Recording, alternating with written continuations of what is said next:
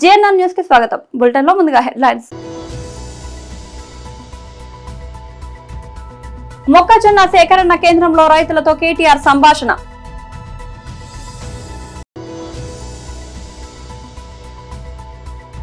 ప్రధానమంత్రి పర్యటన సన్నాహాల్లో భాగంగా రాష్ట్రపతి గోడపై రాతల ప్రచారంలో పాల్గొన్నారు.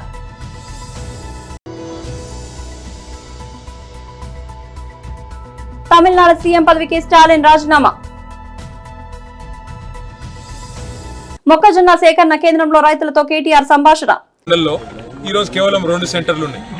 ఆ 2 సెంటర్లలో కూడా పరిస్థితి ఏంటంటే ఇక్కడికి వచ్చి రైతులతో మాట్లాడితే మరి పల్లారిగూడెం అనే ఊరు నుంచి ఉన్న రైతులు, కొంతమంది మహిళా రైతులు, ఇంకా కొంతమంది ఇతర రైతులతో మాట్లాడితే ఇలా పరిస్థితి ఏంటి అంటే మొక్కజొన్నలు తీసుకొచ్చి మరి 20 రోజులైనా ఇంతవరకు జోకుడు ఎక్కడ కూడా లేదు.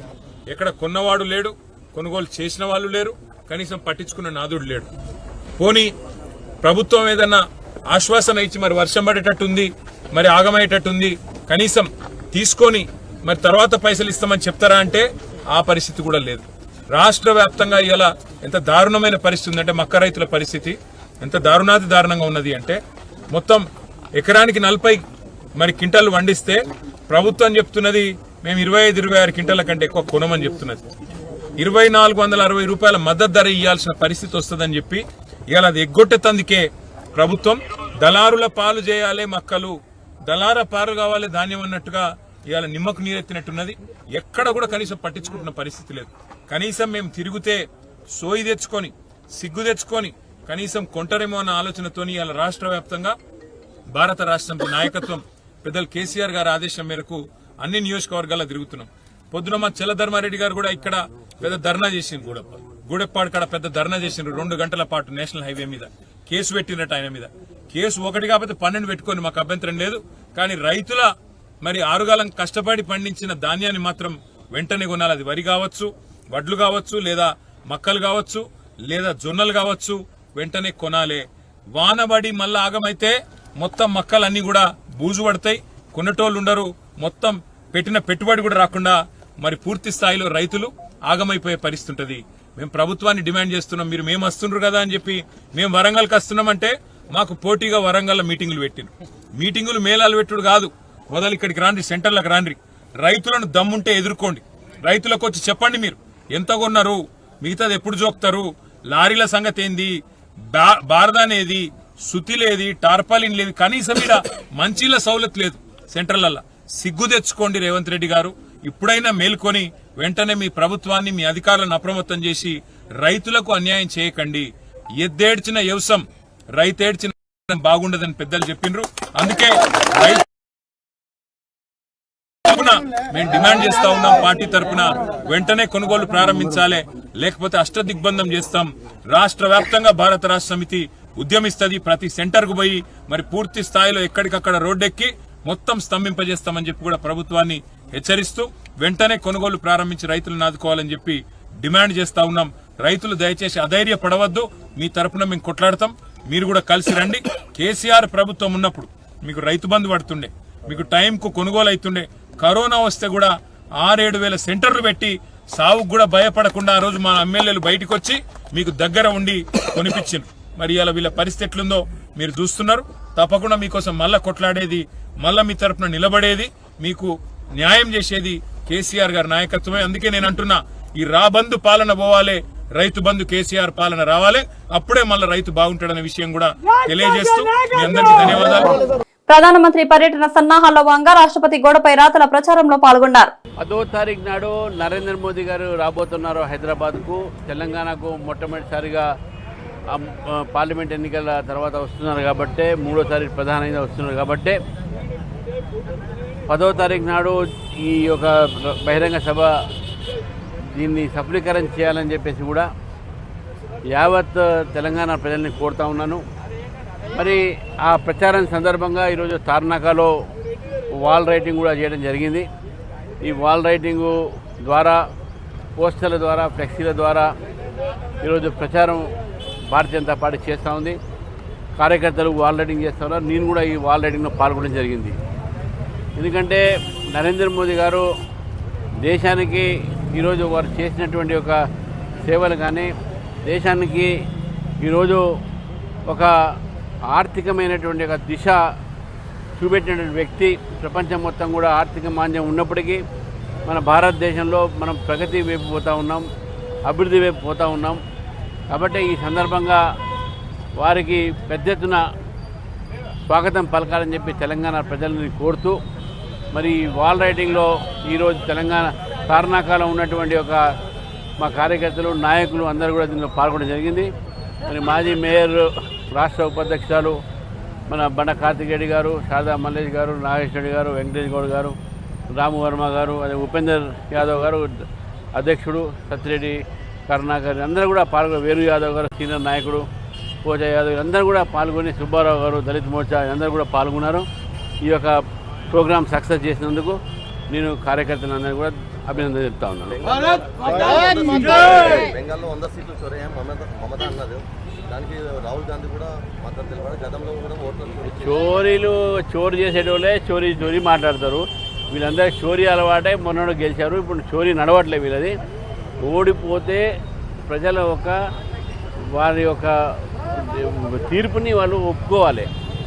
ప్రజాని అవమానపరిచేటటువంటి మాటలు మాట్లాడితే ప్రజా తీర్పు ప్రజాస్వామ్యంలో అది సర్వోత్తమైనటువంటిది, సర్వోత్తమైనటువంటిది. దాన్ని కూడా అవమానపరిచేటటువంటి కాంగ్రెస్ పార్టీ వాళ్ళు గెలిస్తే ఏం మాట్లాడరు. 3 సార్లు మమతా గెలిచింది. మేము ఎప్పుడైనా అన్నామా? మీ ప్రజలు ఒక తీర్పుని వాడికి ఇచ్చినాం, వారికి రెస్పెక్ట్ చేసినాం. ఈరోజు వాళ్ళు ఎందుకు ఈ విధంగా మాట్లాడుతున్నారు?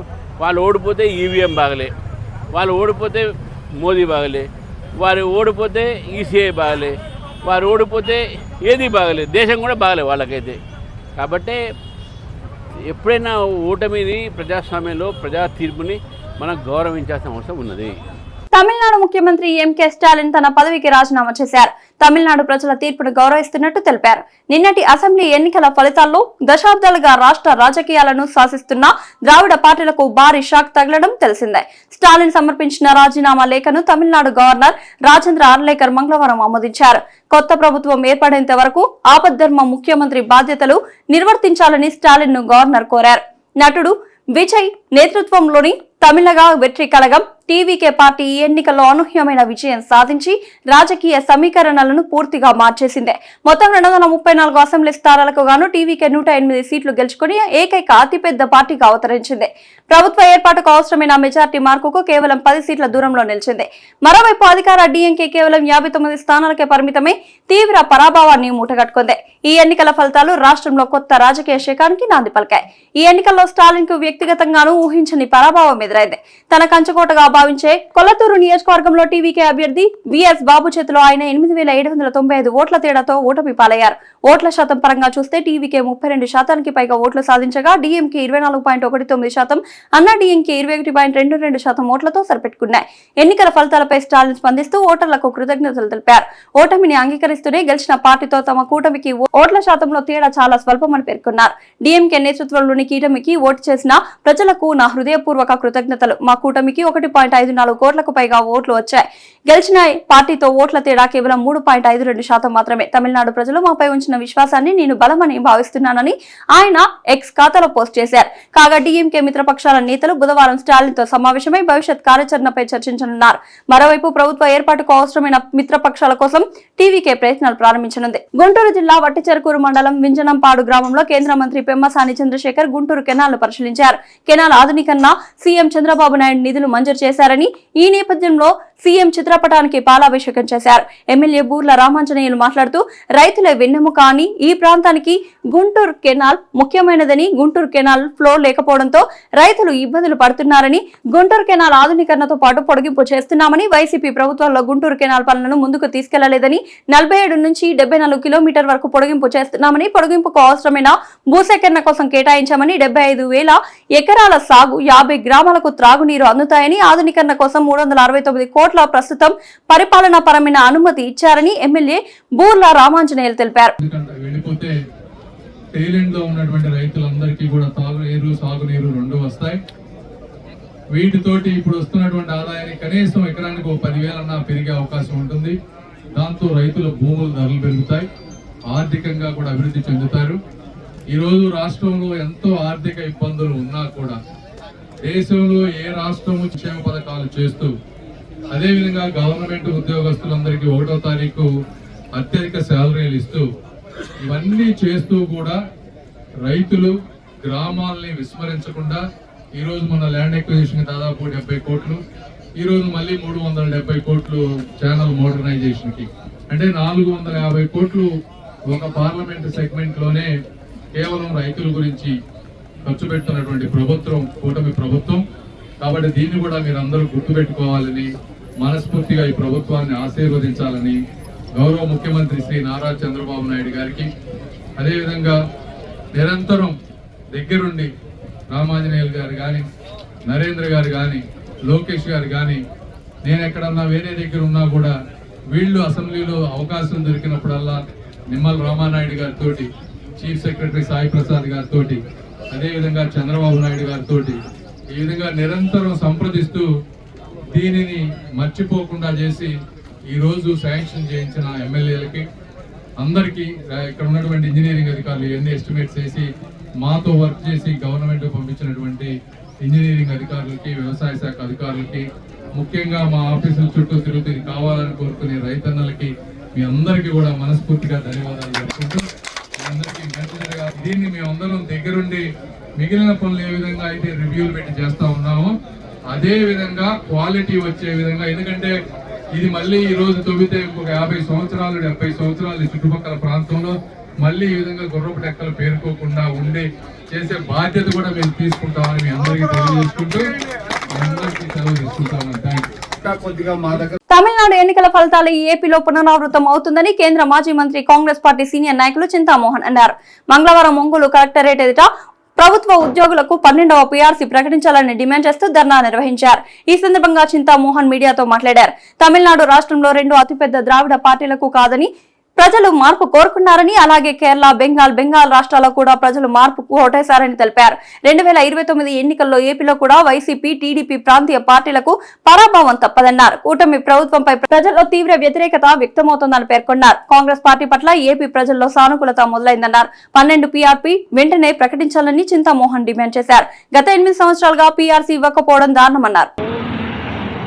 అప్పుల్లో 3 రూపాయలకు వడ్డీలకు తీసుకొచ్చి బిడ్డలను చదివించుకుంటా ఉన్నారు.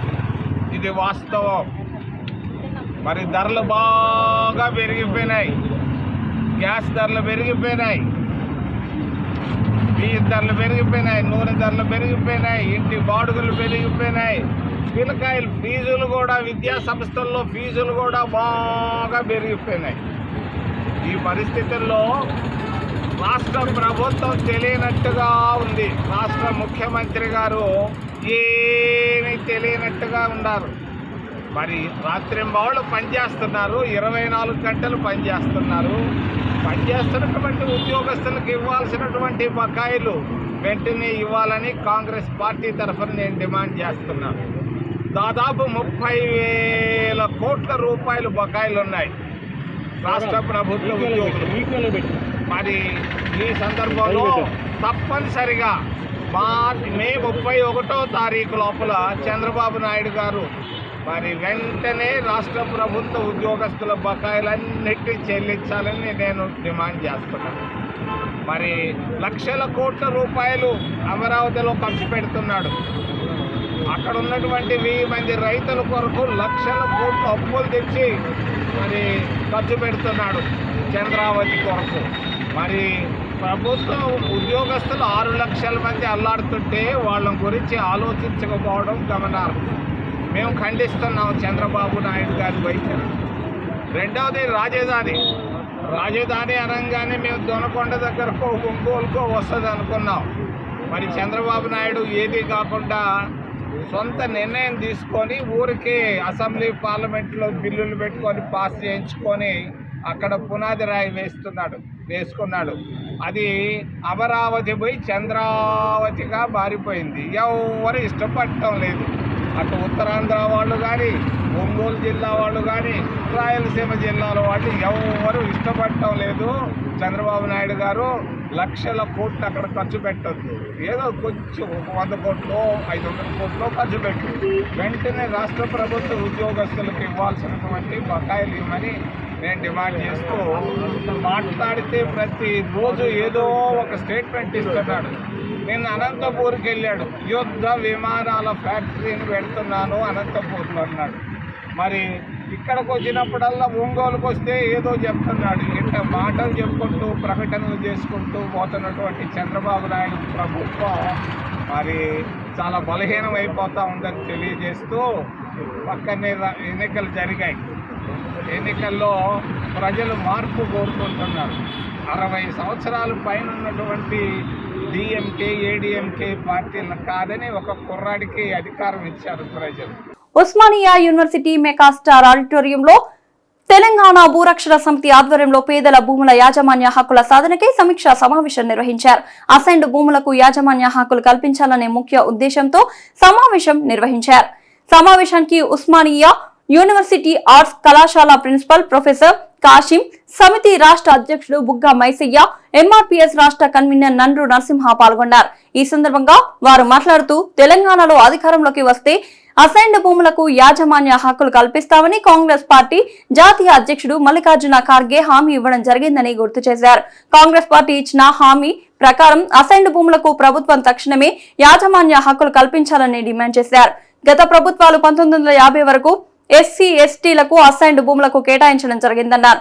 కానీ ప్రభుత్వ కార్యాలయాలకు గాని ఏ ఇతర అవసరాలకు భూములు కావాల్సి వచ్చినా ఎస్సీ ఎస్టీలకు కేటాయించిన అసైన్డ్ భూములను లాక్కుంటున్నాయని మండిపడ్డారు. ప్రభుత్వాలు ఇచ్చిన భూములకు యాజమాన్య హక్కులు కల్పించకపోవడం వల్ల వారు ఆ భూములను అనుభవించలేకపోతున్నారన్నారు. అందువల్ల తక్షణమే కాంగ్రెస్ ప్రభుత్వం అసైన్డ్ భూములకు యాజమాన్య హక్కులు కల్పించి వారికి న్యాయం చేయాలని డిమాండ్ చేశారు. ఆ సందర్భంగా వారు ఎక్కడైతే జోగిపేటలో మీటింగ్ జరిగినప్పుడు ప్రభుత్వాలు భూములు కబ్జా చేసి గుంజుకుంటున్నాయి, మా ప్రభుత్వం వస్తే మేము అసైన్డ్ భూములకు యాజమాన్య హక్కులు ఇస్తామని చెప్పారు. తర్వాత రెండోసారి వరంగల్లో రైతు డిక్లరేషన్ జరిగింది. వరంగల్ రైతు డిక్లరేషన్ కూడా రాహుల్ గాంధీ గారి అధ్యక్షతన ఆనాడు అక్కడ ఉన్న ప్రతిపక్ష పార్టీలో కూడా యాజమాన్య హక్కులు ఇస్తామని చెప్పారు. తర్వాత మూడోసారి ఏమైంది, చేవెళ్ళ దళిత డిక్లరేషన్ కూడా భూములు ఇస్తామని చెప్పారు. ఈ మూడో ఆధారంగా కాంగ్రెస్ పార్టీ మేనిఫెస్టోలో కూడా పెట్టారు, మేము ప్రభుత్వంలోకి వస్తే భూములు ఇస్తామని చెప్పి. అన్న ప్రకారం కొద్దిగా వరకు జరిగింది. ధరణిని రద్దు చేసి భూభారతి తెచ్చి భూములు లెక్కలు తీస్తుంది. కానీ ఇప్పటికే కాలం 2 సంవత్సరాలు గడిచిపోయింది.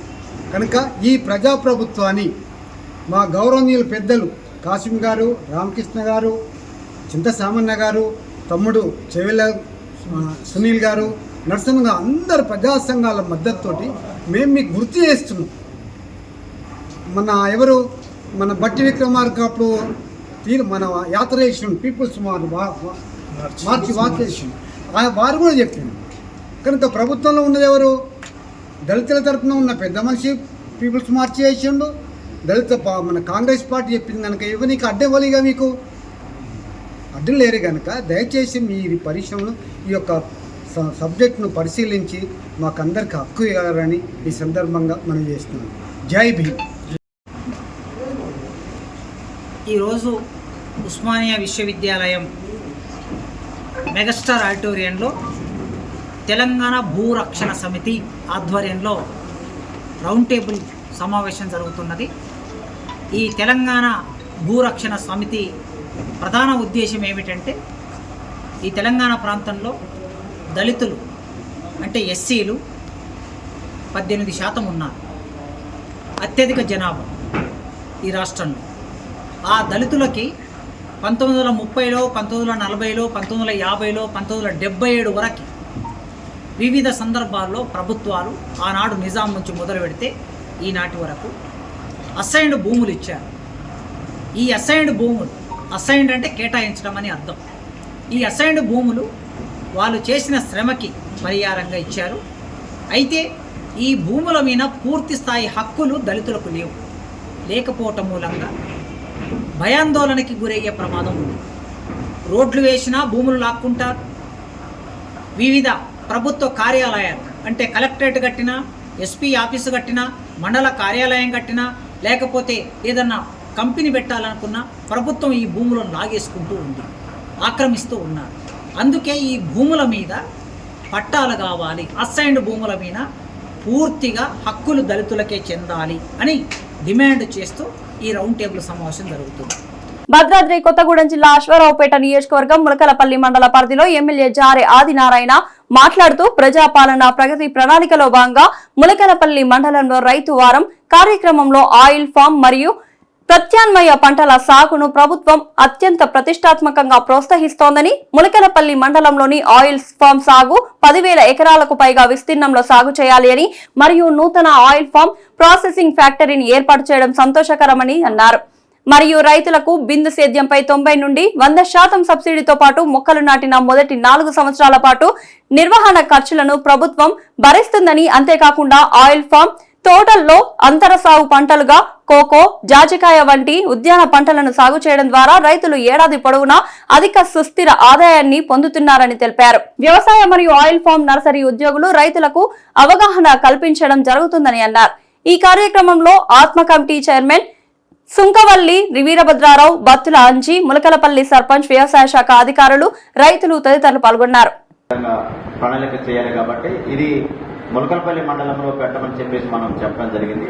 కాబట్టి ఈరోజు ఈ కార్యక్రమం మరి మంచి కార్యక్రమానికి రైతులందరూ రావడం, రైతులకి ఏదైతే ఉద్యానవన పంటల మీద పూర్తిగా మరి దృష్టి కేంద్రీకరించినట్లు చక్క అవగాహన కార్యక్రమాన్ని పెట్టండి జేడీ గారు. అందులో భాగంగా ప్రతి కార్యక్రమం ఏదైతే మనం ఉద్యానవన పంటలకు సంబంధించింది మన పామాయిల్ కావచ్చు, అట్లాగే ఇంకొకటి ఇప్పుడే చెప్తా ఉన్నారు. బులెటిన్ ముగించే ముందు హెడ్లైన్స్ మరోసారి. మొక్కజొన్న సేకరణ కేంద్రంలో రైతులతో కేటీఆర్ సంభాషణ.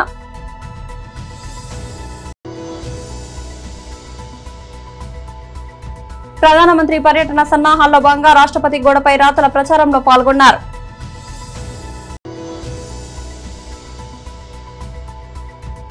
తమిళనాడు సీఎం పదవికి స్టాలిన్ రాజీనామా.